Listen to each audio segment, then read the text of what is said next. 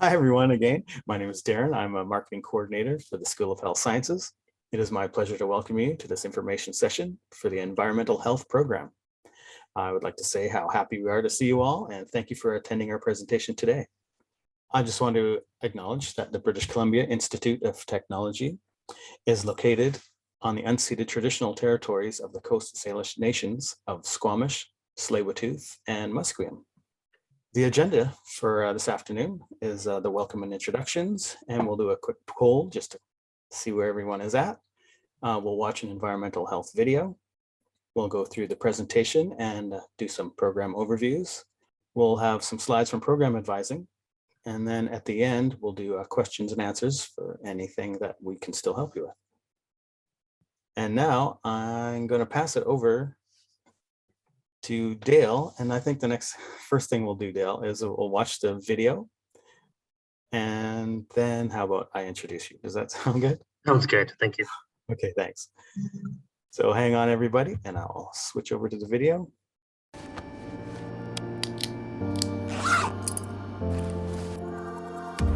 Hey, I'm Zach. I'm from Fraser Health. Pleased to meet you. Want to show you around? Perfect. So today, I'm doing an inspection here at this food processor. We'll be looking at making sure that sanitizers are available, that the staff are following proper hygiene practices, making sure that coolers and other cooking equipment is functioning properly.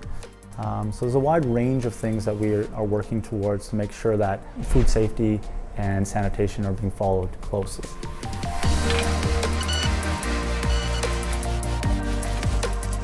So I love my job because every day is a new day. I enjoy seeing the collaboration with our health unit and seeing their successes, because when our operators are successful, we're successful.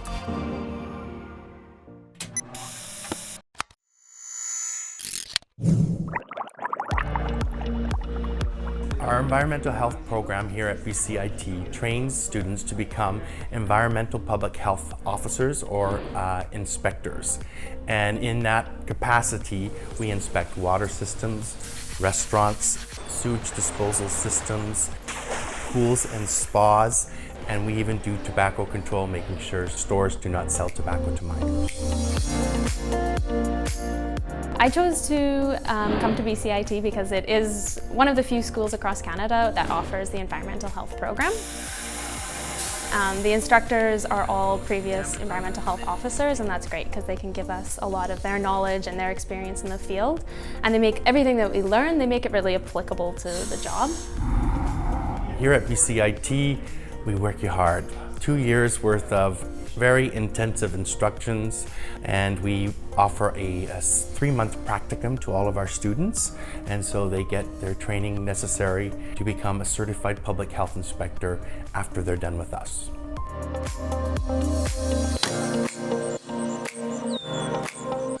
So in the end of the day, it's about healthy communities. It makes me feel good that I've done my part. I'm a member of that community, and we get to do it together, and that makes me proud to do my job and be a public health inspector.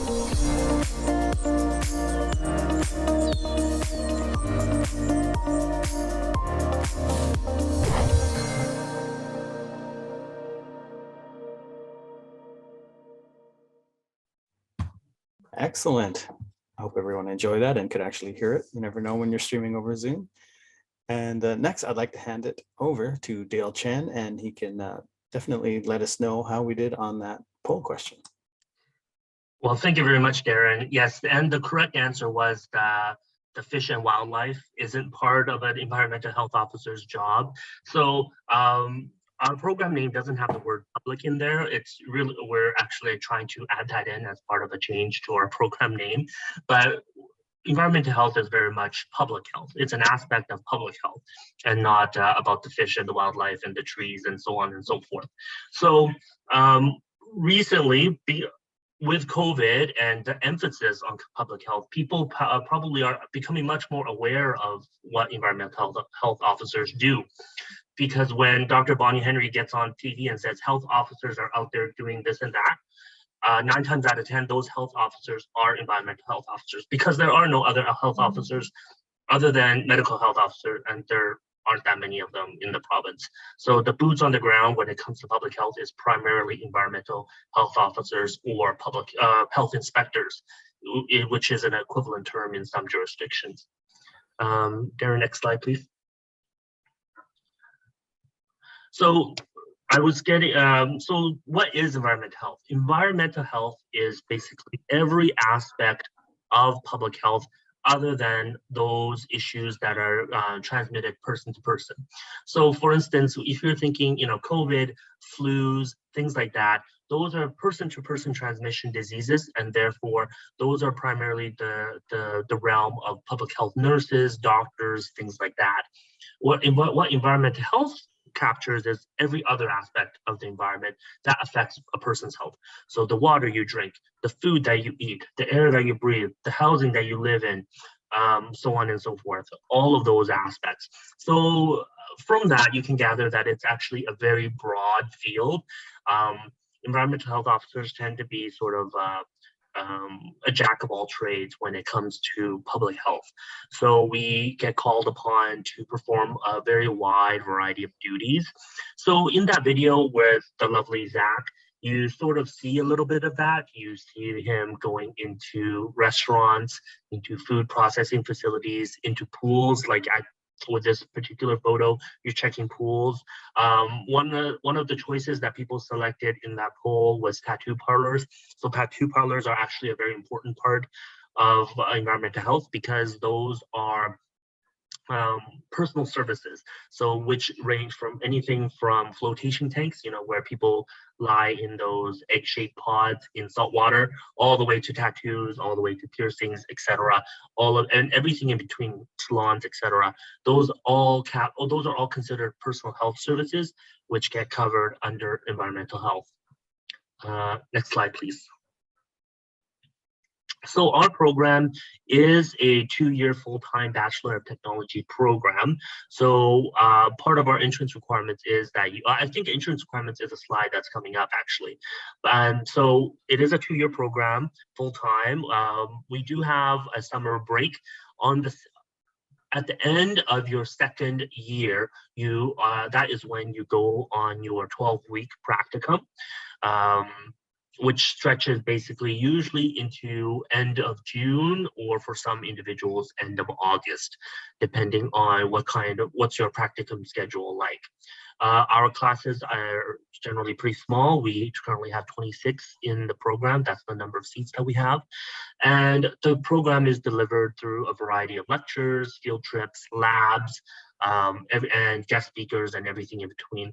We have very close relationships with local health authorities, and therefore we often have speakers that come from them as well as from Health Canada and industry, because it is, as one of the students in the video said, we are one of the few schools in Canada that offer this program. We're the only school in BC that offers this program, and therefore most of the people in the industry in BC are graduates of the BCIT program, or a very limited number of other programs in the country. So the practicum is with one of the regional health authorities here in BC, so Vancouver Coastal Health, Fraser Health, Island Health on the island, Interior Health, as well as Northern Health. Next slide, please. So preferred qualities, as you can imagine, especially with COVID and sort of the public reaction that people have had towards public health and let's just say public health mandates and instructions and things like that, having self-confidence and maturity and assertiveness will go a long way to ensuring your success in the field. Even prior to this recent pandemic and the public health issues that we are still currently undergoing, and the normal part of your day would be to go into various different facilities and speaking to people on their own on their turf and pointing out issues that they have and asking to make changes, right? Not everyone will react the same way to those types of approaches. So your interpersonal skills, your communication skills, your ability to deliver a message and to educate others will inform how successful you are. Oftentimes you will be working independently. If you're in a rural community, you might have to drive long hours to reach some small remote communities, etc. Whereas in Vancouver, it's mostly a few city blocks that you'll be covering. But oftentimes you will also be working with other individuals within the environmental health team, but also sort of collaborate with other agencies, anything from the public health nurses to the Canadian Food Inspection Agency to local bylaw enforcement officers to the Health Canada to the RCMP. I've personally had all of those experiences while I was in the field. So it can be a very challenging work environment, but it's also a very rewarding work environment as well, depending on what type of work environment you'd like. You're also not in the office most of the time, especially when you're just starting out in the entry level, because those are generally the field inspectors. You're going out every day and visiting all of those facilities. As you progress in your career, absolutely, there gets to be sort of like research-oriented positions, support-oriented, especially consultation-oriented positions. So you do more office work as you progress.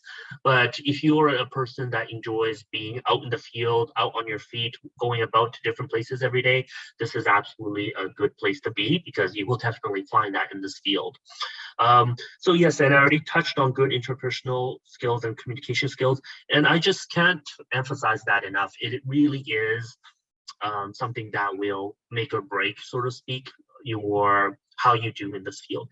If you are somebody who thinks that you're sort of ready, but maybe some of your communication skills or people skills could use some polishing, it's not to say you couldn't do it. It's just that you probably need to do a little bit more work in order to sort of be comfortable and be successful in those situations. I would, speaking from personal experience, say that when I first entered, I probably don't have the communication skills and or problem solving skills that I have now. And it does take time to develop those skills, especially when you're first starting out, especially if you are relatively fresh out of whatever other post-secondary education you've had, and you don't necessarily have as much life experience or work experience. That does take time, and I think most people appreciate that, but you do need to have that confidence and belief in yourself so that you are able to, when you comes to those situations, what you at least have a general idea of what you're doing. And then good problem solving and decision making skills. One of the things that employers tell us is we want people to have common sense. Unfortunately, common sense isn't actually common to everybody, right? What they're getting at is, are you a pragmatic person? Are you able to make a judgment call that will serve public health, but will also serve to ensure you're not creating conflict in a situation where one isn't necessary? Like an example I could give is you go and you're investing, you go and see to a local farmer's market, and you see some like baked goods out there that maybe shouldn't be sitting out in the sun at a farmer's market. Do you sort of seize everything and destroy all of that? Well, technically, I guess under the strict interpretation of the law, you do have that authority, but does that serve your overall goal of advancing public health? Maybe, maybe not, because then you will not be welcome at that farmer's market anymore. Everybody's going to hate you, and chances are people will take a cell phone video of you doing that, and then your local newspaper is going to run an article saying the health Nazis are out to get them, right? So employers are very conscious of people exercising good judgment in those situations. Again, those situations require, the more life experience you have, the better served you will be in seeing where those situations may arise. But again, some of that will take time. So if you are a person who will be able to make those good judgment calls, again, that will serve you very well in this field. Next slide, please. Oh. So benefits of an EHO career, I've sort of touched on this already. Diverse, interesting job. You absolutely will have a very diverse job, especially if you are in a rural area or a more rural area. In the city, it can be a little bit more routine, absolutely, because you end up specializing in many things because there's a lot more facilities, there's a lot more people around, therefore, you have specific inspectors doing specific things. That's what always happens when communities get large. But if you are in a rural area, you basically get to practice the whole gamut of the field, everything I mentioned, anything from communicable diseases all the way to visiting the local daycare that has a lunch program sort of thing. So you, especially in a small community, you end up being sort of a well-known member of the community, actually, because people see you out and about every day. Oh, there's the local health inspector going about their day, so to speak. So you absolutely will be working with the public. You will get to know people, especially in your area. You are absolutely benefiting your local community because you are oftentimes a member of that community. You're out there ensuring that people's food is safe. You're out there ensuring people's water is safe, and so on and so forth. It's very much an applied science. What we do is basically apply the guidelines and laws that have been developed in Canada for public health. What the challenge is for you as a public health inspector is interpreting those guidelines and laws for the general public. Why do we have guidelines? What is the science behind those guidelines?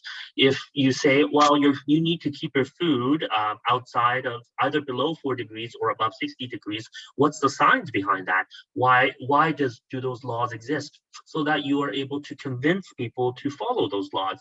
It's very easy to say, well, this is what it is, and you got to follow it, fair enough. But you don't get buy-in from the public when you do that, right? If people don't understand why the law or rules exist, it's very easy for them to disregard those laws or rules. And therefore, I would say, 80 to 90% of the routine job is actually talking to people and explaining to them, why do we have these guidelines? These are the guidelines. Why do we have them? And this is how you can go about ensuring that you meet those guidelines. So that is actually the vast majority of the job. The content itself isn't difficult. It's just the interpersonal piece is the most challenging piece of the work. Outside the office, I touched on that already. You will be spending most of your time outside of the office. And then you also have a lot of personal responsibility, right? You are the boots person on the ground. You are the face that people sees when when the health department, quote unquote, comes along. So you are absolutely representing public health when you're out and about. And again, if you're in a smaller community, you might be only 1 or 2 people in the office that addresses all of public health in that area. So again, you get to exercise a great deal of freedom and personal responsibility, depending on where you work and what the nature of your job is. Next slide. Employment. So right now, I want to say, because of the pandemic, employment seems to be opportunities seem to be quite good. Because, like I said, when they talk about needing more public health officers, 9 times out of 10, they're talking about graduates of this program or similar environmental health officers. You can work as an environmental health officer for Health Canada. Health Canada tends to cover First Nations communities, but also they have quite a traveling public program, which are the people who cover the borders, the people who cover ships and cruise ships and things like that. Most of the other health officers are employed by the provinces. So BC, it's the regional health authorities. Alberta has Alberta Health Services. All of the provinces are structured a little bit differently. And then some First Nations have independent health agencies as well. In BC, we have the First Nations Health Authority, which covers all of the First Nations here in BC. So there's sort of like a different regional health authority that we have here in specifically to BC.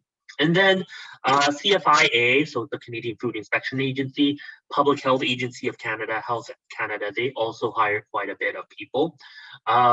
Quality control and improvement for food processors, grocery stores, and restaurant chains.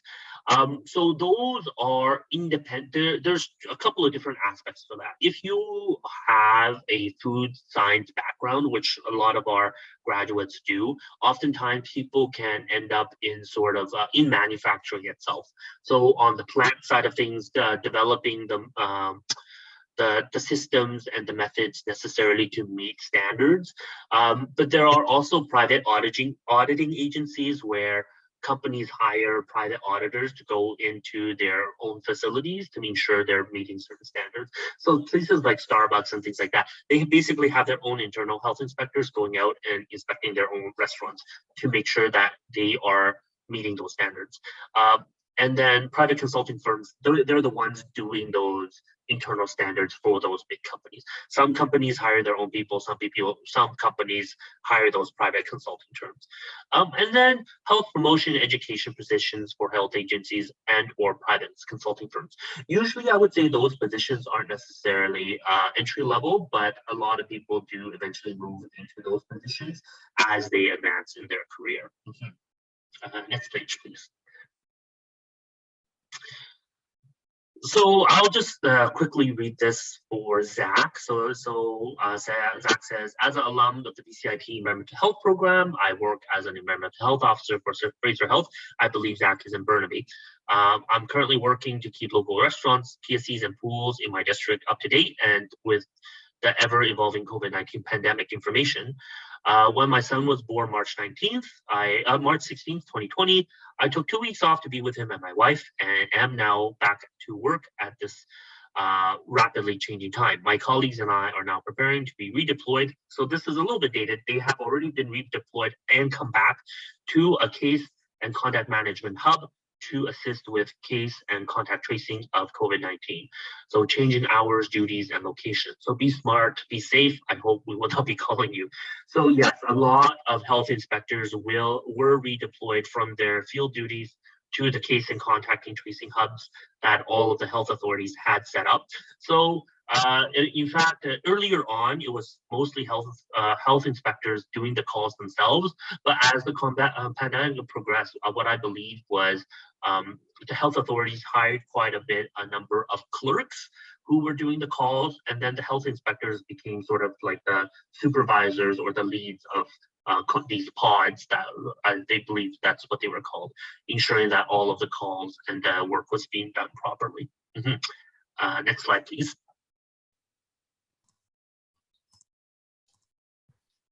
Thank you, Dale. That was excellent. That was a lot of great information. And unless you feel like reading the admission slides, I can totally take it over from here. Yes, please. Okay, thanks. We will certainly pick your brain a little bit in the Q&A after this. But thank you. But for now, I'll be reviewing with you the entrance requirements and admissions process, along with briefly discussing some key student services that are available for you at BCIT. Admittedly, I'm not a program advisor, so I'll just be going through the slides, reviewing them with you. And if you have more questions at the end, we'll make sure that you have contact information for program advising. And hopefully the program advisor will be able to answer some questions directly at the end of the presentation.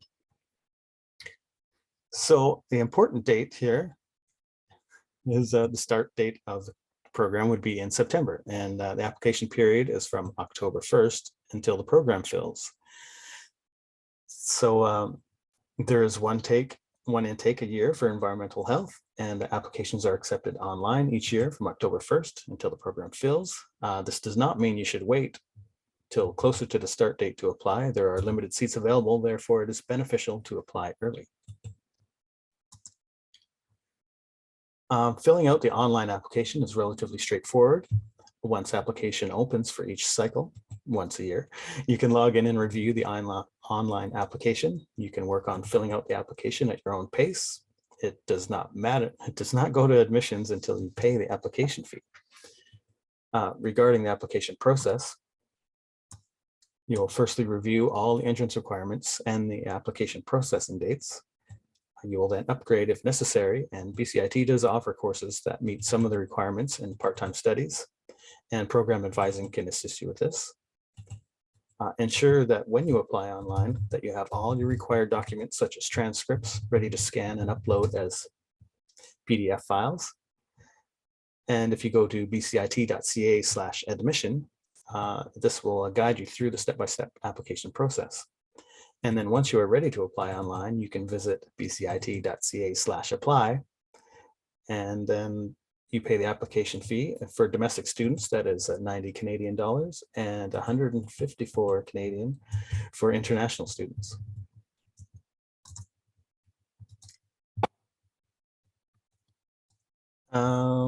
Now, the minimum academic entrance requirements for this program are as follows. Proficiency in speaking and listening in English, like 2 years of full-time education in English in an English-speaking country or equivalent with tests or courses. You would need 3 credits of post-secondary English or humanities or social sciences at 67% from a recognized institution from an English-speaking country. You need 6 post-secondary credits that include a minimum of 18 credits at a second year level in at least 2 subject areas at 67%. You would require biology at 67% and chemistry also at 67%, as well as a minimum of 6 additional credits of science with 67% or better. There are non-academic requirements. The self-assessment form, which requires a career discussion with a public health inspector or environmental health officer. Minimum of 1 year of full-time or accumulated part-time relevant work / volunteer experience. And experience featuring professional settings and interpersonal interactions are preferred. You would require a valid driver's license. You require to have access to a vehicle. A Class 5 full driver's license is preferred, and a Class 7 novice license is the minimum for practicum in level 8, but this may not be adequate for all practicum locations. There is a testing / course option to meet the proficiency in speaking and listening and connect with the advising if you want more information about that. Emphasize, I think I did that.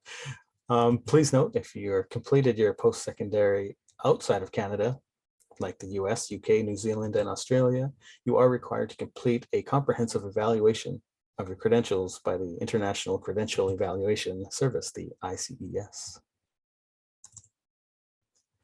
As mentioned, as part of the online application, you will need to upload documents for a timely assessment to be completed. You can download official transcripts digitally, or you can convert your transcripts and documents to PDF files. Information on how to convert documents to PDF files is available on our website. And for example, you can scan or take pictures of your official transcripts and save them as PDF files. And please ensure you upload all required documents to minimize delay in application processing. After you apply, your application will be reviewed by the admissions department to ensure you fulfill all of the entrance requirements. This process can take up to 4 weeks, so thank you for your patience. And entry to this program is on a first qualified basis. This means if you meet the requirements and a seat is available, you will be offered a seat. Once you're offered a seat, you will be asked to pay a commitment fee to hold your seat.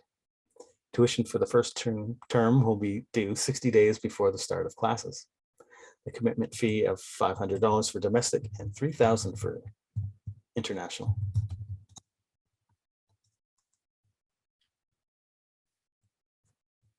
And laddering opportunities. Get a graduate degree at BCIT for occupational and environmental hygiene and Master of Public Health.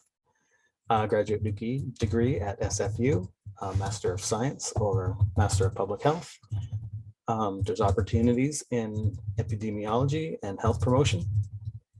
There's Masters in Education and a Master's in Global Health. Now, moving from the academics, I would like to let you know BCIT is committed to supporting students in a holistic sense. We want you to succeed not only in your academics, but also outside of school. Some student services are available to you as a prospective student, and others will be available to you once you become an enrolled student. Here are some other important student supports I'd like to mention. If you are Indigenous, BCIT's Indigenous Initiatives Department is there for you to ensure a smooth transition into your first year. They offer peer-to-peer mentorship, a welcome gathering place, and provide clarification on Indigenous funding. BCIT's awards, scholarships, and bursaries are listed on our financial aids and awards webpage. And BCIT is committed to providing assistance to students with permanent or temporary disabilities. So if you feel you have been, if you believe you might need accommodation to be successful once you've been accepted to a program, I encourage you to connect with our Accessibility Services Department. BCIT Student Health Services is a health clinic located at the Burnaby campus. They provide medical care for current BCIT students year-round.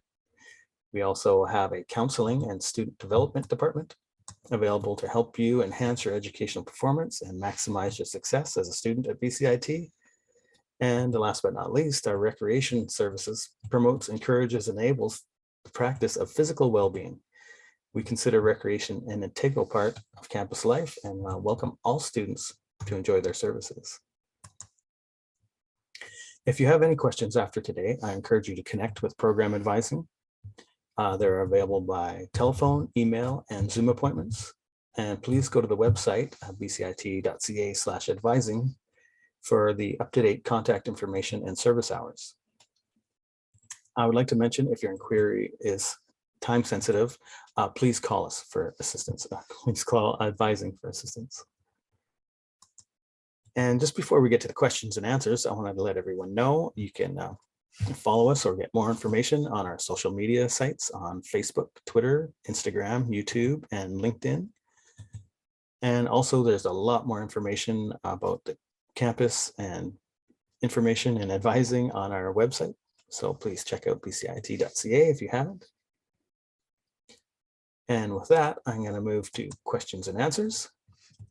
And if I can have a quick look in the chat, I know something went in there, but I have few windows I need to clear out.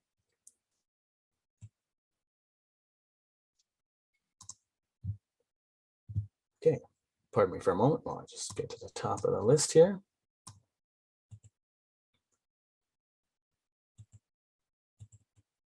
I don't think anything has been answered, so let me go ahead here. And this is a great one. Hello, thanks for the informative online session. I want to know if your tertiary, I think that's so, organizations, is it tertiary organization are working towards an online certification? After all, most of the soft skills suggested here for becoming a successful EHO suggest a worker has made another previous working career. I'm just going to widen this up a bit so I can read it a little better. Thank you. The out of the region of BC has several jobs listed in this role. The BC government and some district health boards want to set an active recruitment and retention program, but I understand you must become a full-time student in a highly volatile rental market down in the Lower Mainland. Any learning career pathway to suggest not involving a 2-year full-time student? Sorry for my poor reading of that. I hope that made sense. Yes, and I can answer that question. So as far as I know, the Canadian Institute of Public Health Inspectors, which is our certifying body, has no plans for any online certifications.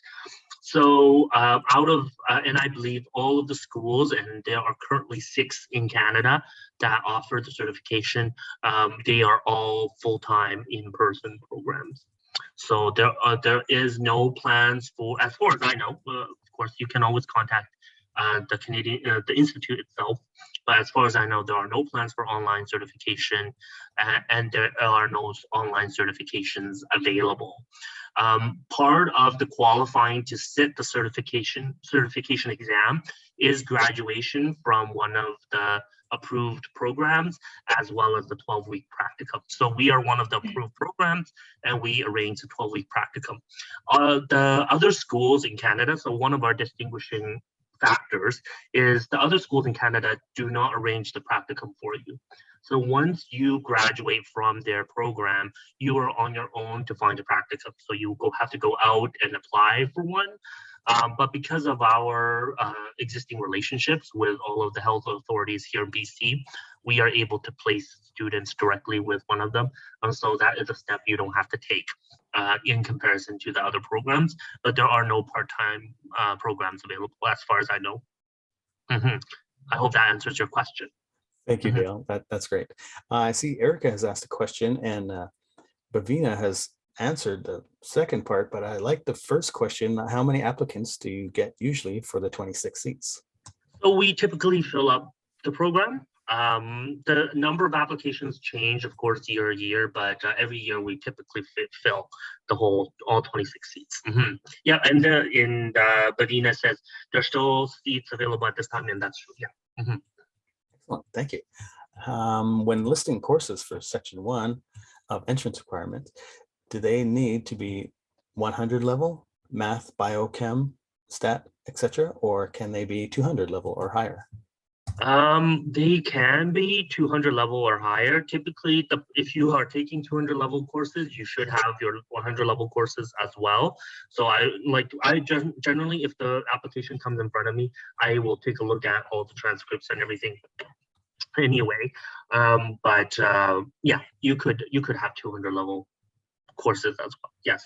Excellent, thank you. Here's a three-parter, and the first question is, what is the full cost of the program?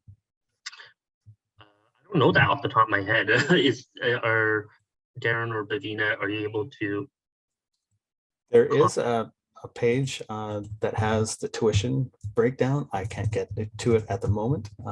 I wish I had that link. Oh, Bavina answered it's $3,894 per level, and she has linked the tuition PDF as well. Excellent. And every level is basically every term. So there are 4 terms in total to the whole program. Great. The part 2 of that question is, what does full-time study entail in terms of days per week and hours of class per day? It's full-time. You will be here from 8:30 to 4:30 every day. Especially the fall terms are generally quite full. And then outside of class, you will be doing your schoolwork as well as group work. So when we say full-time, it's absolutely full-time. Some students do like a part-time job or things like that on the weekends. But you need to balance that with your schoolwork, because it is quite when in the video earlier on, it said, oh, we put a lot of material into you, and that's absolutely the truth. You won't be able to like hold a full-time job at the same time or anything like that. Yeah. Great, thank you, Dale. And last part, does having summers off mean having 3 or 4 months per year off? If so, does this mean 8 months of full-time study per year? It would just be the summer of the first year. A program ends end of May, around end of May. So you would have June, July, August off the first summer. But your second summer is when you will be on your practicum. So the practicums run from after spring break, so mid-March to end of June, and then from beginning of June, and then from beginning of June to end of August. So depending on which set of practicums you end up in, that's what your schedule will look like. So you could either be done at the end of May or beginning of June, or you could be done at the end of August, depending on which practicum timeline you're on. Okay, excellent. Thank you, Dale. And you may have already at least partially answered this one, but if an applicant has a degree but might not have the bio and chem requirements, can they fulfill these requirements concurrently with courses from the program? The only course that you could do that with is the stats program. You need to have your first year bio and chem requirements prior to entering the program. The first year has quite a bit of food and chemistry involved, so you do need to have those basics prior to entering. Excellent, thank you. And what is the starting pay range once you graduate from the program? It's different from province to province. BC, I believe entry level for an EHO right now is around $30 or $31 an hour. I believe that's the case, and it's the same for the whole province, and it goes up to, I want to say, around high 30s to maybe just around $40 an hour. And it's a unionized position with the health authorities. Everybody's on the same collective agreement, basically. So wherever you are in BC, the pay is exactly the same. Every province, the pay range is a little bit different. The feds pay more. The First Nations Health Authority pays more. I know that they're probably up to the mid 80s, around like 85 to 90 a year for the federal government. Alberta is even higher, of course, because everything is higher in Alberta. And then, yeah, the other provinces can be a little bit different. Atlantic provinces a little bit lower. So one thing to keep in mind is the certification by the Canadian Institute of Health Inspectors pretty much enables you to work as a health inspector in most of English-speaking Canada. Quebec doesn't really have health inspectors because they're Quebec. They do things differently. Like the roles are split up between different people, but the rest of Canada all recognize the credential and pretty much have an equivalent role in all of those places. So the pay tends to be different from province to province. Excellent. Thank you, Dale. So we've actually come to the end of our 45 minutes. Oh, hang on. We got some more questions coming in. I think we have time just to finish this off. Erica's asking, I guess some students want to work outside of the Lower Mainland, but how much percentage of your students find a full-time work within the Lower Mainland? I don't have stats off of the top of my head for the Lower Mainland specifically, but I know like the 5-year career surveys generally say people generally do find full-time employment within 5 years. Right now, because of COVID, everything is in flux. Previously, I would say like 2 or 3 years ago, it would have been more challenging to find a full-time position in the Lower Mainland because you were primarily relying on attrition with the local health authorities for those positions to open up. So there would often be mat leaves and leaves that you would fill, but it would take some time to eventually get that full-time position. Now with COVID, like last summer, the health authorities were banging it down the door to hire people because they needed more people. They literally sent me emails saying, when are these students graduating so we can offer them jobs? That was last summer. This summer, I don't know what's going to happen because things are in so much flux. All the information around job availability is constantly changing because of the pandemic. I want to say because of the pandemic overall, I think the job market will be much better for graduates going into the future. But keep in mind, for those of you entering that, you'll be graduating 2 years from now, so it's hard to say. But I would say overall, the total number of positions have increased because the government realizes that there needs to be more investment in this area. So there will be longer term jobs available. Another set of questions is public health inspectors works for the government. How many of your students get to get in a government position? Or so if there are all kind of jobs, are they some occupational health and safety? No. Well, no, what I mean by no is not similar to occupational health and safety. Occupational health and safety is primarily industrial in nature. So if you were like working for occupational health and safety, the majority of jobs there will be like at a work site or a plant or something like that where there's industry happening, construction sites, etc., and you're ensuring that the workers are doing well, being safe, I mean. Whereas for private sectors, for our graduates, typically they tend to be private sector auditors. So either like I said, I sort of mentioned this, you're going out to Starbucks and I'm trying to think of another big chain that does that. A lot of them do, like Subways, etc., where Subway has hired a private auditing company, you guys, to go and check on their own facilities, right? So you're doing that for the private companies. There is also quite a bit of people working in food processing or food manufacturing. So like at a plant that's processing vegetables, you are there to ensure the plant is fulfilling their regulatory requirements so that when CFIA comes calling, you have all the documentation and paperwork ready to go and everything goes smoothly, and you don't end up with an E. coli recall or something like that, because we all see those all the time, right? Oh, bad salad, gone bad, recall. Your job would be to ensure those don't happen, so then your company doesn't suffer. But I would say the vast majority of graduates do end up working for the health authorities, end up working for CFIA, do end up working for Health Canada. I want to say the percentage is maybe like 75-25, 80-20, where the majority are working in the public sector. Excellent. Thank you, Dale. That was a lot of great information. I really appreciate that. We've gone a couple moments over our time, so I just want to let everyone know that a copy of the slide presentation will be sent out to all registrants sometime in the next couple of weeks. We'll also have the recordings on our YouTube channel. And there are a few more info sessions this week. If you have other things you're interested in, you can always check those out on the website, bcit.ca under events. And with that, and also you could jot down Dale's email here that's on the screen if you have specific program questions that you think of later, or program advising. Their email is there for any other admissions type questions you may have. And with that, I want to thank you all very much for being with us today, and we wish you all the best with your future in health sciences. So thanks very much for coming out. Thank you.